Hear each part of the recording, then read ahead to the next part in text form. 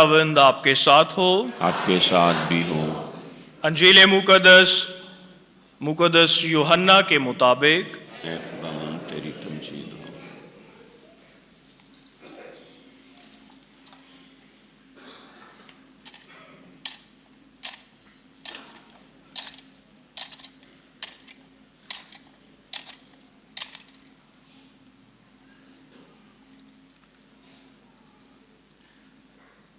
उसके तीसरे बाब की 14वीं आयत से। उस वक्त यीशु ने निकोदेमस से कहा, जिस तरह मूसा ने सांप को बियाबान में बुलंद किया, उसी तरह जरूर है कि इब्ने इंसान भी बुलंद किया जाए, ताकि जो कोई उस पर ईमान लाए हलाक ना हो बल्कि हमेशा की जिंदगी पाए। क्योंकि खुदा ने दुनिया को ऐसा प्यार किया कि उसने अपना इकलौता बेटा बख्श दिया, ताकि जो कोई उस पर ईमान लाए हलाक ना हो बल्कि हमेशा की जिंदगी पाए। क्योंकि खुदा ने बेटे को दुनिया में इसलिए नहीं भेजा कि दुनिया पर फतवा दे, बल्कि इसलिए कि दुनिया उसके वसीला से निजात पाए। जो उस पर ईमान लाता है उस पर फतवा ना दिया जाएगा, लेकिन जो उस पर ईमान नहीं लाता उस पर फतवा हो चुका, क्योंकि वो खुदा के इकलौते बेटे के नाम पर ईमान ना लाया। और फतवा ये है कि नूर दुनिया में आया और आदमियों ने तारीकी को नूर से ज्यादा पसंद किया, क्योंकि उनके काम बुरे थे। क्योंकि जो कोई बदी करता है वो नूर से दुश्मनी रखता है और नूर के नजदीक नहीं आता, ऐसा ना हो कि उसके काम नुमायां हों। मगर वो जो सदाकत पर अमल करता है नूर के नजदीक आता है, ताकि उसके काम नुमायां हो, क्योंकि वो खुदा में किए गए हैं।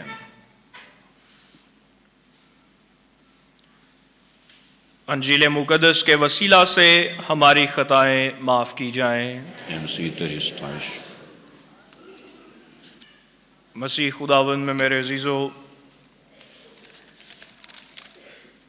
रोज़ों के चौथे इतवार की इबादत में हम सब शामिल हैं। रोज़ों का चौथा इतवार खुशी शादमानी का इतवार भी कहलाता है। ये तकरीबन रोज़ों का दरमियानी इतवार है, यानी आधे रोज़े तकरीबन गुजर चुके हैं और आधा ही सफ़र रोज़ों का वो अभी बाकी है। तो अगर सादा अल्फाज में कहें तो खुशी और शादमानी का इतवार इसलिए भी कहते हैं कि तौबा, पशेमानी, रोज़ा रियाजत और मुश्किल के दिन जो आधे हैं वो मुकम्मल हो गए हैं और आधे दिन अभी बाकी हैं और जल्द वो ख़त्म हो जाएंगे। मेरे अज़ीज़ों, ये खुशी जो आज के इतवार के मौके पर है, ये यीशु मसीह के जी उठने की पेश की खुशी है कि अब हमें वो वक्त नजदीक आ रहा है कि जब हमारा खुदावंद यीशु मसीह जलाल के साथ मौत और कब्र पर फतह पाने वाला है। इसलिए कलीसिया अब अपने निजात की ईद को करीब आते हुए देखकर खुशी और शादमानी मनाती है। लेकिन इस खुशी और शादमानी में तौबा, पशेमानी और तैयारी का आंसर अपनी जिंदगी से नहीं भुलाती कि अभी भी उसे तैयारी की जरूरत है, अभी भी उसे जरूरत है कि पूरे दिल से पशेमान हो, अभी भी जरूरत है कि तौबा करे और खुदा की तरफ रजू ले आए। मेरे अज़ीज़ों, ये चौथा इतवार متلاشیوں کے لیے بھی بہت اہم ہے، کیونکہ روزوں کے یہ ایام متلاشیوں کی تیاری اور پھر ان کے امتحان یا جانچ پڑتال کے دن بھی ہیں۔ تو جتنے نئے بپتسمہ پانے والے ہیں جو یسوع مسیح کو قبول کرتے ہیں، انہیں مذہبی تعلیم کی کلاسز دی جاتی ہیں، اور پھر روزوں کے ان دنوں میں ان کی جانچ پڑتال اور پرکھ کی جاتی ہے کہ آیا یہ ایمان کو حاصل کرنے، بپتسمہ پانے کے لیے تیار ہیں یا نہیں ہیں۔ اس لیے اس چوتھے اتوار میں دوسرا امتحان ان کا ہوتا ہے۔ تو جہاں جہاں پر بھی متلاشی ہیں جنہیں بپتسمہ کے لیے تیار کیا جا رہا ہے کہ شب بیداری کی عبادت میں انہیں بپتسمے دیے جائیں، تو یہ چوتھا اتوار ان کے لیے اس لیے بھی اہم ہے کہ آج کے دن وہ پرکھے جائیں گے کہ وہ آنے والی عید کے موقع پر اس قابل ہیں یا نہیں ہیں کہ بپتسمہ پا سکیں۔ نجات خدا کا ایک مفت تحفہ ہے۔ انسان کی ساری جدوجہد، انسان کی ساری محنت جو نجات کو حاصل کرنے اور اپنی زندگی خدا کے لیے وقف کرنے، خدا کے ساتھ گزارنے کے لیے کرتا ہے، یہ آج کی تلاوتیں میں بتاتی ہیں کہ سب کچھ خدا ہی کی طرف سے ہے، اور یہ ایک ایسا مفت تحفہ ہے جو یسوع مسیح کے ذریعے سے ہمیں ملا ہے۔ اس لیے آج کی تینوں تلاوتوں کا مرکزی نقطہ، مرکزی پیغام خدا کا رحم، خدا کا پیار، خدا کی مہربانی، خدا کا فضل جو ہمیں یسوع مسیح کی طرف سے ملا ہے۔ یسوع مسیح کے مبارک دکھوں میں شامل ہوتے ہوئے ہم توبہ، روزہ، ریاضت، تبدیلی اور اپنی ایمانی محبت کے اظہار اور شکر گزاری کے اظہار کے طور پر آج خداوند کے گھر میں آئے ہیں۔ میرے عزیزو، پہلے تین اتواروں میں جو نجات اور صلیب کا پیغام تھا اس کو سمجھنا بھی آسان تھا، اور اس کی گہرائی آج کی تلاوتوں سے تھوڑی کم تھی۔ آج کلیسیا میں دعوت دیتی ہے کہ ہم زیادہ گہرائی سے اس بھید کو سمجھ سکیں کہ جس بھید کے ذریعے سے ہمیں نجات ملی، جس عمل سے ہمیں نجات ملی، جس کام سے ہمیں نجات ملی، اور وہ کام خدا کی الہی محبت کا کام ہے۔ وہ عمل خدا کی الہی محبت کا عمل ہے جو یسوع مسیح کے ذریعے سے پایا تکمیل تک پہنچا ہے۔ آج کی پہلی تلاوت اخبار کی کتاب میں سے لی گئی ہے۔ اخبار کی کتابیں تاریخ کی کتابیں ہیں، 2 بائبل مقدس میں۔ ان کتابوں میں بنی اسرائیل قوم کی بادشاہت کے دور کی ساری تاریخ بیان کی گئی ہے۔ اس کتاب میں شاؤل بادشاہ سے لے کر بنی اسرائیل قوم کی سلطنت کے 2 حصوں میں تقسیم ہونے، پھر ان دونوں سلطنتوں کے لوگوں کی غلامی، ان کی تباہی، غلامی میں جانے، اور پھر یہودا کی سلطنت کی غلامی کی سرزمین سے واپسی تک کا سفر بیان کیا گیا ہے۔ اور اس سفر میں خداوند خدا ہی ایک شخص کو چنتا ہے، اور وہ شخص غیر قوم میں سے ہے۔ فارس کا بادشاہ کورش ہے جسے خداوند خدا چنتا ہے اور اس کے ذریعے سے اپنی امت کو واپس بھیجتا ہے تاکہ خدا کے گھر اور خدا کے لوگوں کے گھروں کو تعمیر کیا جا سکے۔ آج کی انجیل مقدس کی ایک آیت، یعنی نور دنیا میں آیا اور آدمیوں نے تاریکی کو نور سے زیادہ پیار کیا کیونکہ ان کے کام برے تھے، یہ براہ راست ہمیں آج کی پہلی تلاوت میں نظر آتی ہے کہ خداوند خدا اپنے لوگوں کے ساتھ رہا، لیکن لوگ خدا کو چھوڑ کر برائیوں کے در پہ رہے، برائیوں کو اپناتے رہے، خدا کے حکموں کو ترک کرتے رہے، خدا کے اس بڑے پیار کو جو ان پر اپنے بڑے بڑے کاموں کے ذریعے سے ظاہر کرتا رہا وہ بار بار جھٹلاتے رہے۔ خدا اپنی طرف لے کر آتا تھا، وہ خدا سے دور چلے جاتے تھے، خدا انہیں پھر واپس لاتا، پھر وہ خدا کے حضور بے وفائی کرتے اور خدا کو چھوڑ کر وہ اپنے گناہ کی وجہ سے خدا سے دور جاتے رہے۔ میرے عزیزو، آج کی پہلی تلاوت میں لوگوں کے گناہ اور سرکشی کی حد بیان کی گئی ہے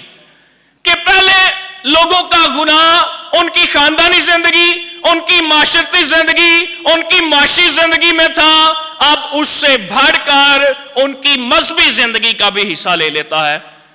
کہ جو مذہب کو چلانے والے تھے اب ان کی زندگی میں بھی وہ گناہ آ گیا اور انہوں نے کیا کیا کہ اپنے مذہبی فرائض میں بھی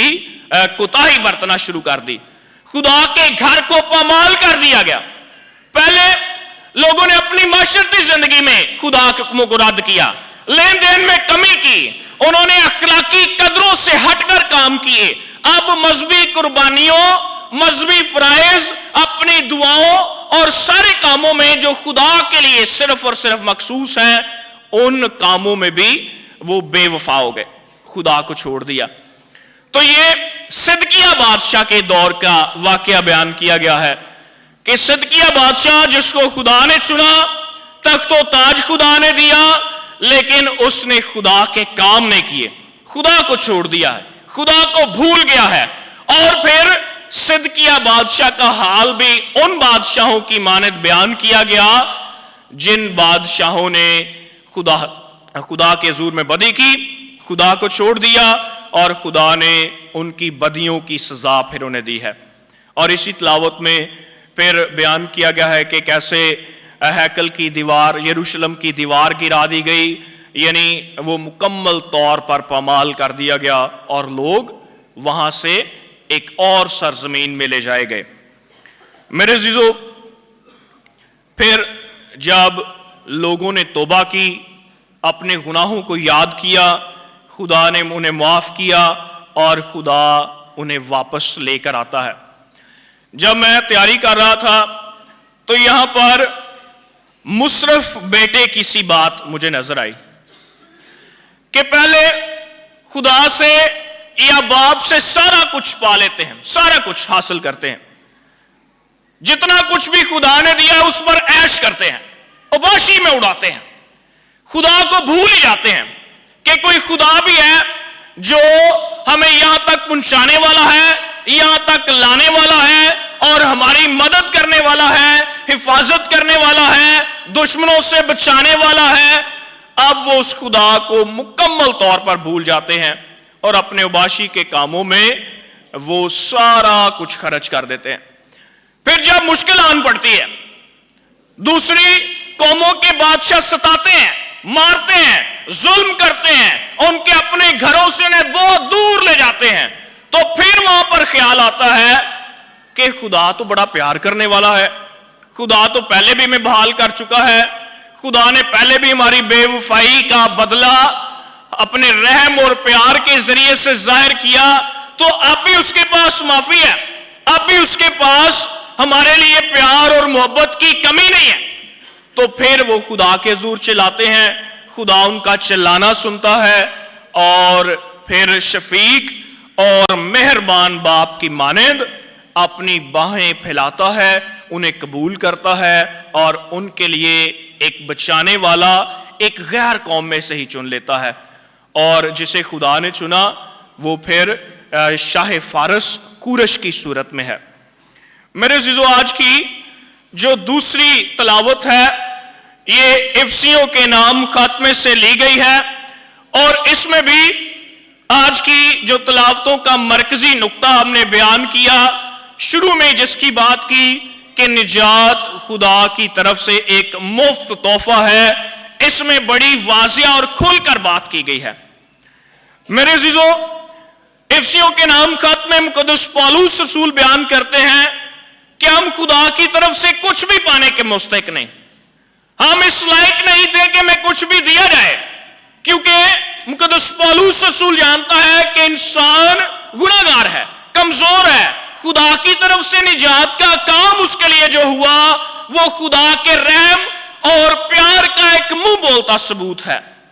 اس میں انسان کی بڑائی نہیں تھی کہ انسان نے بہت اچھے کام کر لیے تھے، انسان بڑا ہی خدا کے قریب تھا، بڑی محنت کر رہا تھا، بڑی جدوجہد کر رہا تھا،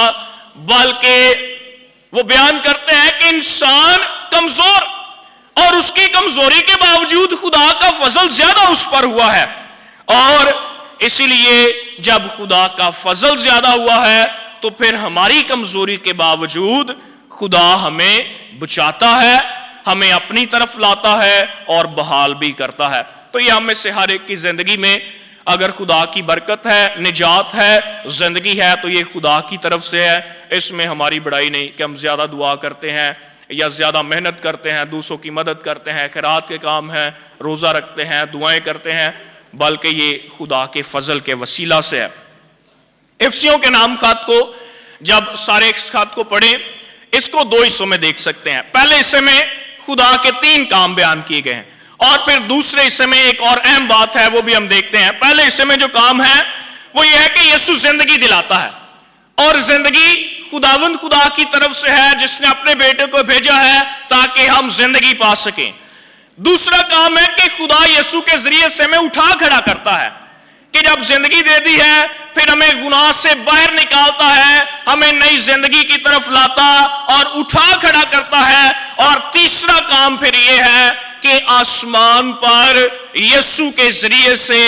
ہمارے لیے ایک جگہ تیار کر دی گئی ہے۔ تو یہ افسیوں کے نام خط میں، اور پھر اسی خط کے دوسرے حصے میں مقدس پالوس رسول یہ اہم بات ہمارے سامنے رکھتے ہیں کہ جو کچھ ہم حاصل کرتے ہیں، جتنی محنت کرتے ہیں، وہ اس کے مقابلے میں کچھ بھی نہیں جو خدا ہمارے لیے کرتا ہے۔ جو کچھ خدا کرتا ہے وہ اتنا عظیم کام ہے کہ ہماری زندگی، ساری زندگی کی محنت اس کے سامنے ہیچ ہے، کچھ بھی نہیں۔ اگر ہم ساری زندگی بھی اپنے ماتھے خدا کے زور رگڑتے رہے تو پھر بھی خدا کے فضل کا کام ہماری محنت سے بہت بڑا ہے۔ میرے عزیزو، اس لیے مقدس پالوس رسول ہمیں بیان کرتے ہیں کہ اگر ہماری محنت کچھ بھی نہیں، یہ ہیچ ہے، تو پھر خداوند خدا کی طرف سے جو اچھائی ہماری زندگی میں ہے وہ بھی ہماری اپنی نہیں ہے۔ آج کی تلاوت کی اختتامی جو آیات تھی ان میں ہم نے پڑھا تھا کہ یہ اچھائی بھی جو ہماری زندگی میں وہ خدا کی طرف سے مقرر کی گئی ہے تاکہ ہم اس کے مطابق زندگی بسر کر سکیں۔ میرے عزیزو، آج کی انجیل مقدس میں نیکودیمس کا واقعہ ہے۔ نیکودیمس ایک فریسی تھا اور یہودیوں کے خاص گروپ کا سردار تھا۔ مقدس یوحنا کی انجیل اس کے 3 باب میں خداوند یسوع مسیح کے ساتھ اس کی ملاقات بیان کی گئی ہے۔ نیکودیمس یسوع مسیح سے ملنے تو آتا ہے، اس کے نور کو جان تو لیتا ہے، لیکن اندھیرے میں ملتا ہے۔ یہ اس کی اپنی زندگی کا اندھیرا ہے، ابھی تک اندھیرے میں چلتا ہے۔ اس نور کو اس نے دیکھا ہے، اس میں آنے کی خواہش ہے، اس لیے روشنی میں نہیں ملتا بلکہ تاریکی میں یسوع مسیح سے گفتگو کرتا ہے، اور یسوع مسیح اس کی زندگی کی تاریکی کو اپنے نور کے ذریعے سے ختم کرتا ہے۔ اس تلاوت میں ایک اہم آیت ہے جسے ہم سارے بہت اچھی طرح جانتے ہیں، سب کو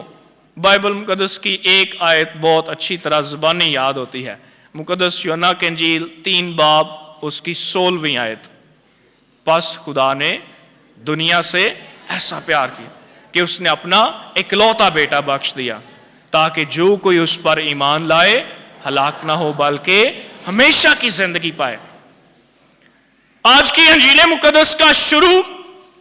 عدد کی کتاب کے ایک واقعے سے ہے۔ عدد کی کتاب 21 باب میں ایک واقعہ بیان کیا گیا ہے۔ یہ بنی اسرائیل قوم کی بے وفائی کا واقعہ ہے۔ عدد کی کتاب جہاں پر بنی اسرائیل قوم کے گنے جانے سے مشہور ہے کہ بنی اسرائیل قوم کو گنا گیا، ان کی گنتی کی گئی کہ کتنے لوگ ہیں ہمارے پاس، کتنے لڑ سکتے ہیں، کتنی خواتین ہیں، کتنے بچے ہیں، سب کا حساب کتاب اس میں لگایا گیا۔ وہیں پر ایک اور اہم کام ہے جس کے لیے اس کتاب کو جانا جاتا ہے۔ عدد کی کتاب کو کہا جاتا ہے بک آف گریمبلنگ، کڑکڑانے کی کتاب، شکایتیں کرنے کی کتاب، ناشکری کی کتاب۔ یعنی اس کتاب میں ہر دوسرے صفحے پر بنی اسرائیل قوم جو ہے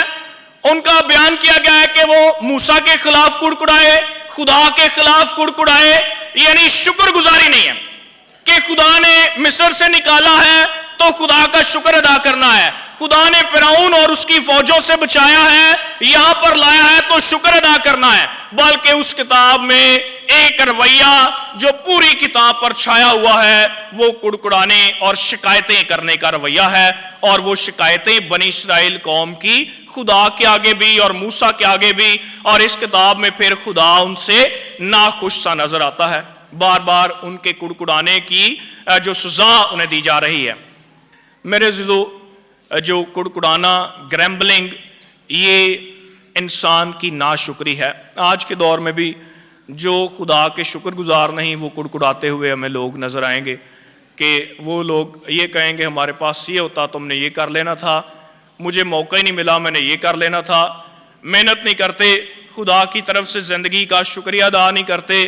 زندگی میں آنے والی نعمتوں اور برکتوں کو جو ہے ان کی بے قدری کرتے ہیں، اور بار بار صرف گلے ہی کرتے ہوئے میں نظر آتے ہیں کہ یہ ہو گیا، وہ ہو گیا، ماحول نہیں تھا، میں پڑھ نہیں سکا، میرے پاس پیسے نہیں، یہ نہیں، وہ نہیں، ہاتھ پر ہاتھ دھرے بیٹھے رہتے ہیں۔ تو بنی اسرائیل قوم، یہ واقعہ اس میں بھی ایسے ہی ہے کہ بنی اسرائیل قوم اب پچھتا رہے تھے۔ 21ویں باب میں پچھتاوا ہے۔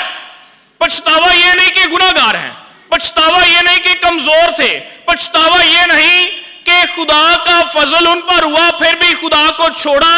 اور شکایتیں خدا کے حضور میں لے کر جاتے رہے، کبھی کھانے کی، کبھی پینے کی، کبھی رہنے کی جگہ کی، بلکہ پچھتاوا یہ تھا کہ خدا کا بڑا فضل جو ان پر مصر کی غلامی سے نکلنے کا ہے وہ فضل بیکار ان کے لیے۔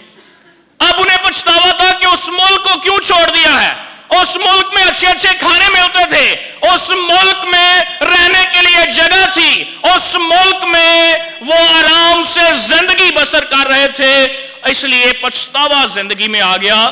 کہ اب ہمیں پچھتاوا ہو رہا ہے کہ موسیٰ کی بھی بات سن لی، خدا کی بھی باتوں میں آ گئے، شاید ورگلا کر لے آئے ہیں، یہاں پر ہمیں مار دے گا۔ تو پھر خدا ایک سزا دیتا ہے، اور سزا کیا تھی کہ آتشی سانپ آئے، انہوں نے لوگوں کو ڈھسا اور لوگ مرنا شروع ہو گئے۔ اب یہاں پر پھر سے خدا کی طرف واپسی کا سفر ہے۔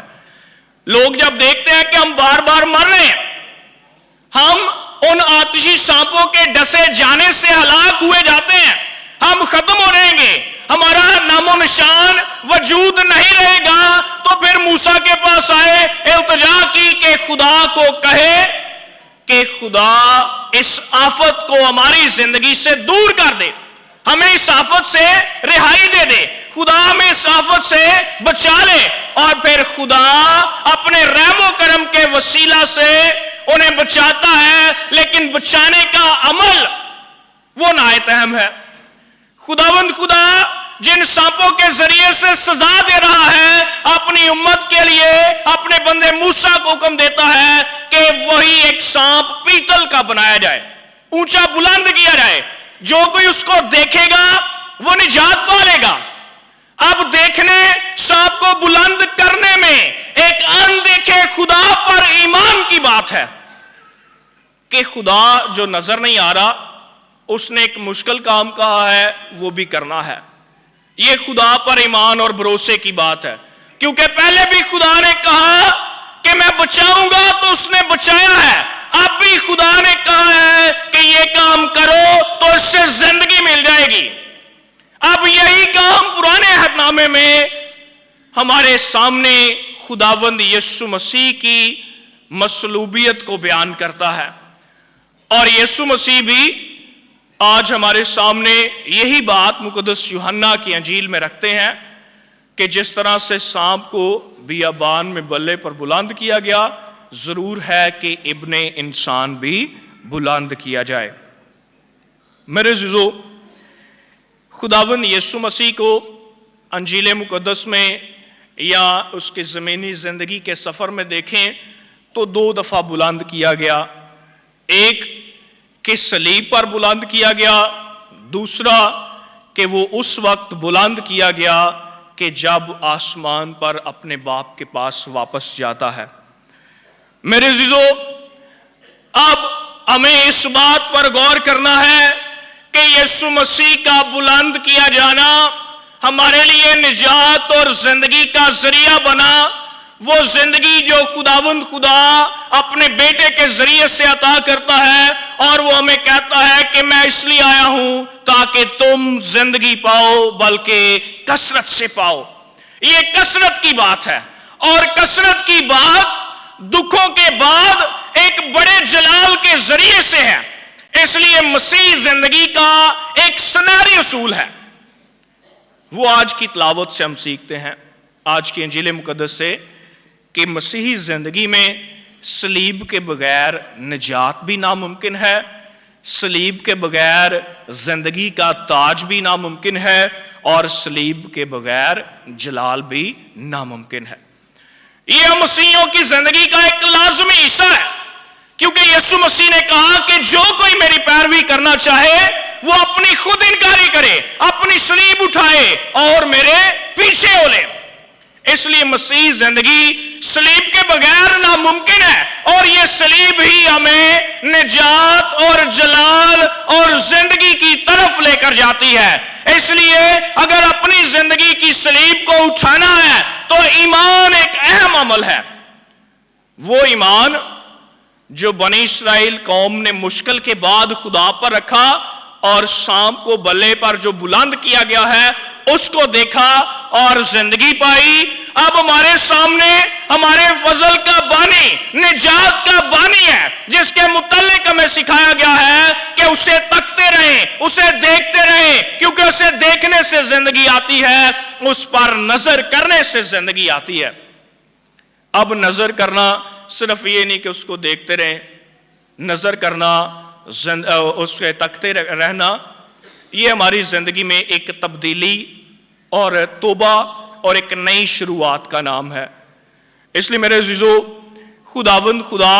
جو رحیم ہے، پیار کرنے والا باپ ہے، وہ ہمیں دعوت دیتا ہے کہ ہم ایمان میں تابع دار بن جائیں، اور تابع داری بھی ایسی کے بغیر سوال جواب کے، خدا کے حضور میں، کیونکہ خداوند خدا کی تابع داری کرنے میں زندگی ہے۔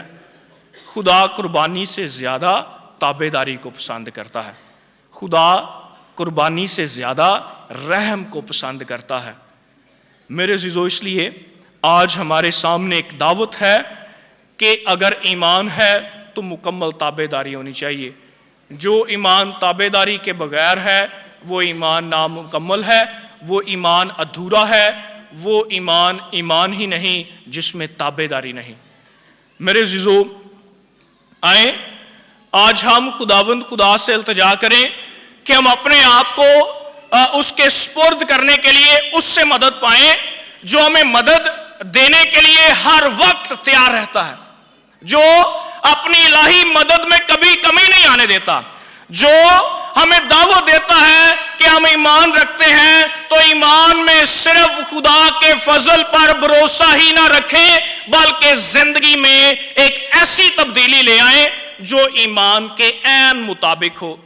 اگر خدا پر ایمان ہے تو خدا دعوت دیتا ہے کہ خداوند اپنے خدا کو اپنے سارے دل، جان، طاقت اور عقل سے پیار کر، اور اپنے ہمسائے کو اپنی مانند پیار کر۔ اس میں زندگی کے سارے کام آ جاتے ہیں۔ پھر ہمسائے سے محبت میں کہ اچھائی کو اپنانا ہے، نیکی کے راستے پر چلنا ہے، خدا کی تابع داری میں زندگی میں عمل کرنے ہیں، نہ کہ صرف کہنے والے مسیحی بننا ہے۔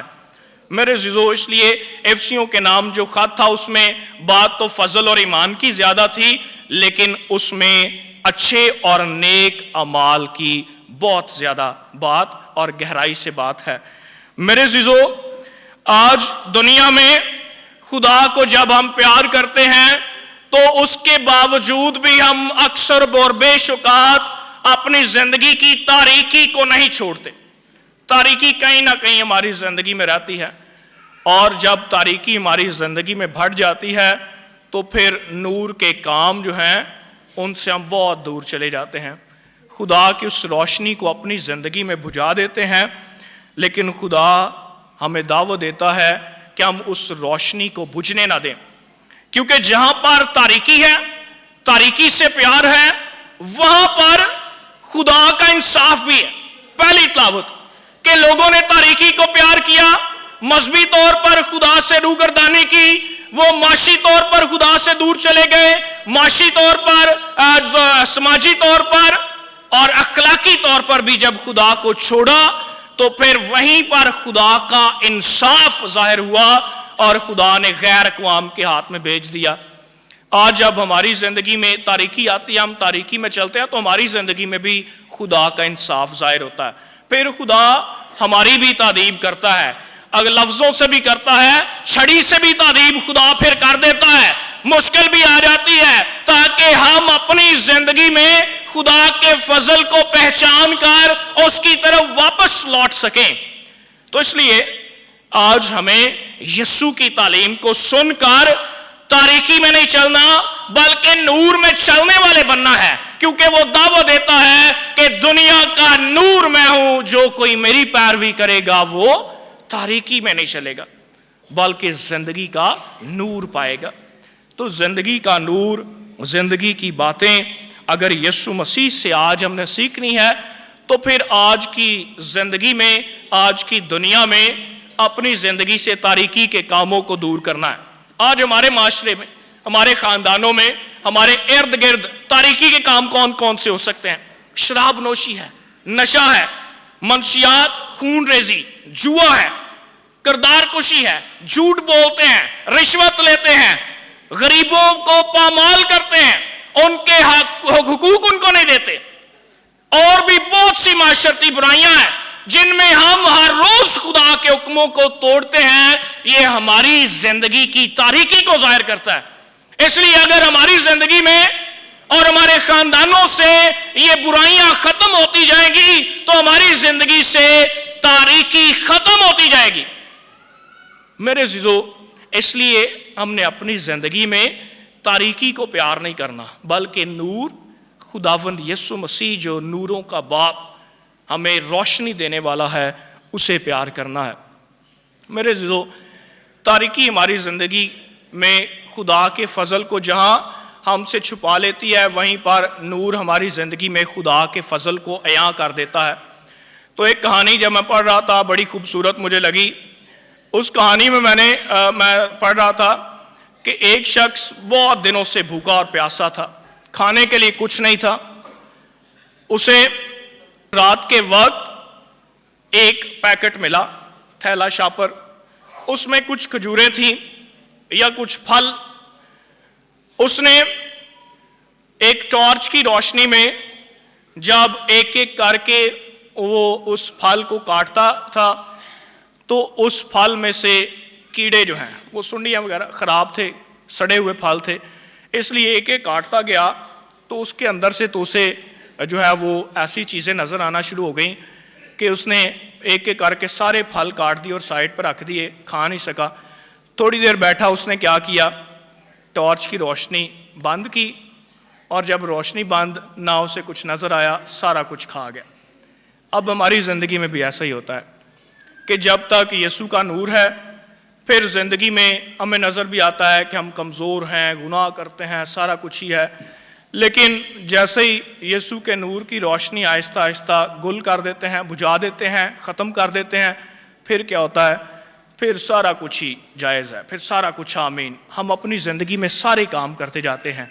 اس لیے آج یہ دعوت ہے کہ جب یسوع مسیح ہمیں اپنے نور کے لیے بلاتا ہے تو پھر ہم نے اس روشنی کو بجھنے نہیں دینا جو ہمیں خدا کی پہچان کرواتی ہے۔ اگر ہماری زندگی میں وہ روشنی بجھ گئی تو پھر ہم بھی اس شخص کی مانند ہو جائیں گے جو تاریکی کے کام کرتا ہے۔ ہمیں روشنی میں آنا، روشنی کے کام کرنے اور خداوند یسوع مسیح کی صلیب پر ایمان رکھتے ہوئے اسی سے زندگی پانی ہے، کیونکہ یہ خدا کی محبت ہے کہ اس نے اپنا اکلوتا بیٹا بخش دیا تاکہ جو کوئی اس پر ایمان لائے ہلاک نہ ہو بلکہ ہمیشہ کی زندگی پائے۔